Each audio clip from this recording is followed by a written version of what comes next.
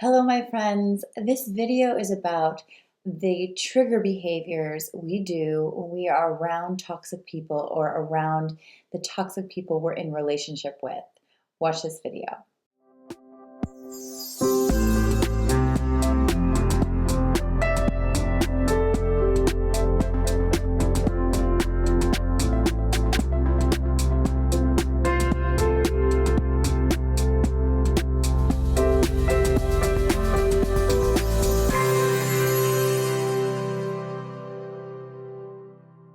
Hello everyone, welcome to my channel. If you're new, please click the little subscribe button and the bell so you get notifications when I release new videos.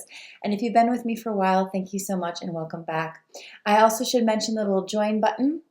If you join, you will become one of my premium members, my YouTube membership members. What happens when you become a member is you get your name mentioned in the next video that I film. So if you've joined since I've filmed a video, your name won't be mentioned until I film my next video. But I usually film every week or every other week, so it will be soon. So your name gets mentioned in a video. You also get to join one of my private Facebook groups. If you join Tier 3, you will also get a live Q&A with me for only members. And if you join tier number 4, you get all of that plus some homework from the videos that you are watching. So I hope you will consider joining. Also something to join, which has been really growing a lot lately during quarantine, is my monthly membership group, Truth Room. The Truth Room is a group that I created all based around healing, self-realization, narcissistic, codependent, love addictive patterns.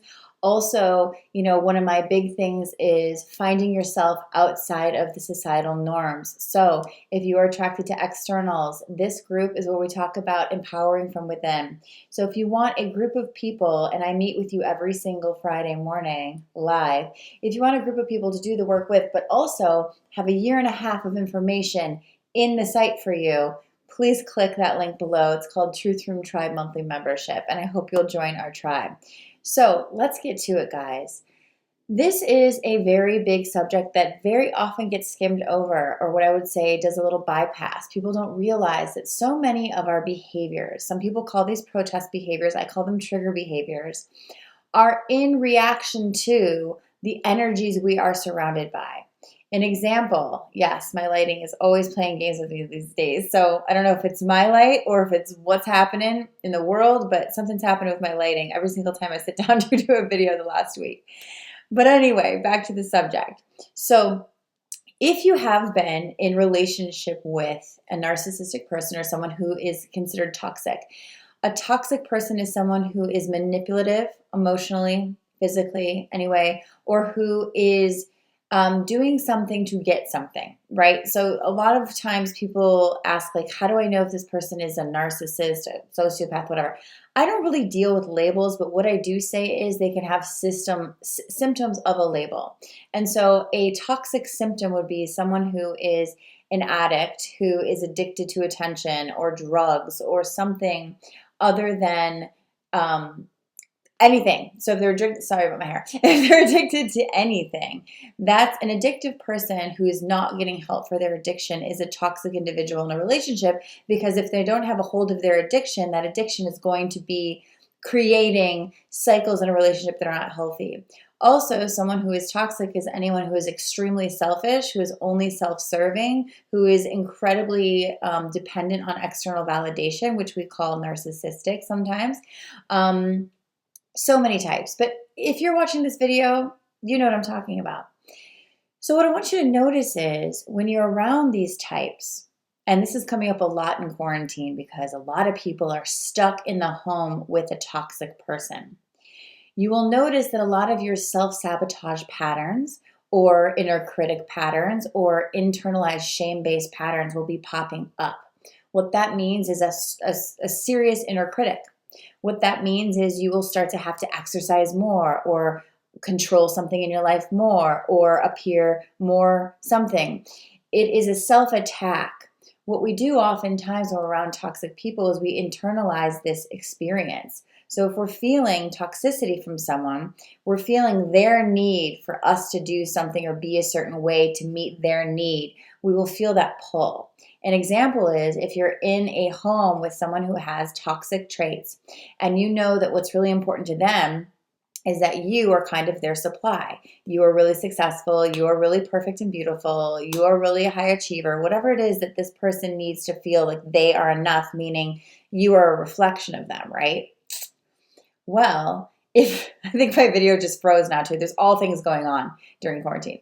But if this person needs you to be a certain thing, usually a societal ideal, beautiful, successful, thin, pleasing in some way, and you're feeling that and you're feeling the pressure of that, you will internalize that as the reason I'm feeling this is because I'm not enough. And so it will aggravate one of your triggers. I'm bringing this up because I've had a multitude of clients this week say to me, I'm being mean to myself. I'm getting more triggered. My shame is getting triggered deeper. And I asked a couple of clients, how is that coming out? One of them says she's OCD, like everything has to be perfectly clean at all times, so I feel enough. One of them says I have to run 5 miles, so I'm enough. One of them says I have to control what I'm eating, so I'm enough. There's all these things that we do as trigger behaviors when we're in an environment with someone who is not fueling our authentic self, but instead kind of using us as their supply, something they're not getting because the external world is shut down, so you are getting the brunt of it. If the external world is shut down for a narcissistic type person who thrives on attention and thrives on external validation of you're so awesome and gets that constant cue, if they're not getting it, guess who's going to be attacked? You. So you will probably more often than not, if you haven't done a lot of the inner healing work, you will be internalizing these messages and you'll start to notice it manifest as extreme inner critic and your old patterns of enoughness. Am I enough? I need to make sure I'm enough. I need to make sure everything's in control. I need to make sure everything's okay. Will come to surface, whether that's an OCD behavior, a body distortion behavior, a addictive behavior. I want you to know it's not your fault. And the reason I'm making this video is I'm seeing it come up a lot with people that I work with. Not because of them, but because of the environments they're around.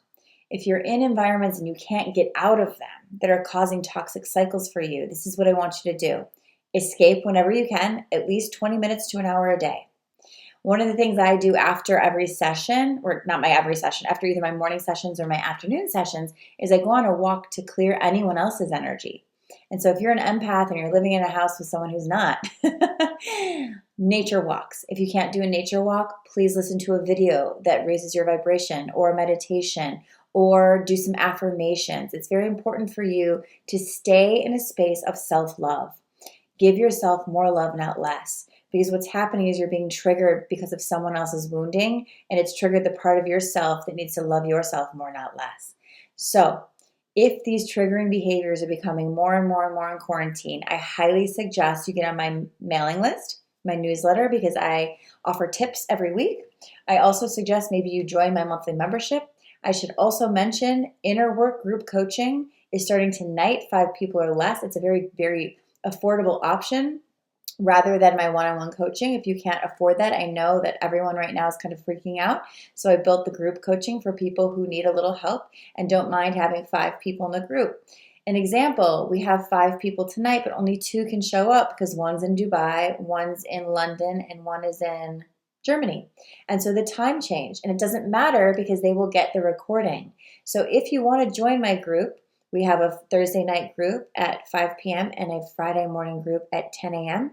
You can click the link below that says Inner Work Group Coaching, and you don't even have to be there to sign up. You can email me questions, and you can watch the videos, and I will answer your questions in the videos. Something to think about during this time where we need more sort of social interaction with people who are also healing and also understanding what we're going through. So I hope you'll check that out. All other links are below. I really love and appreciate you guys who are stepping up and doing the hard work. When you heal, the world heals. Please share and subscribe if you haven't already, and I'll see you next week.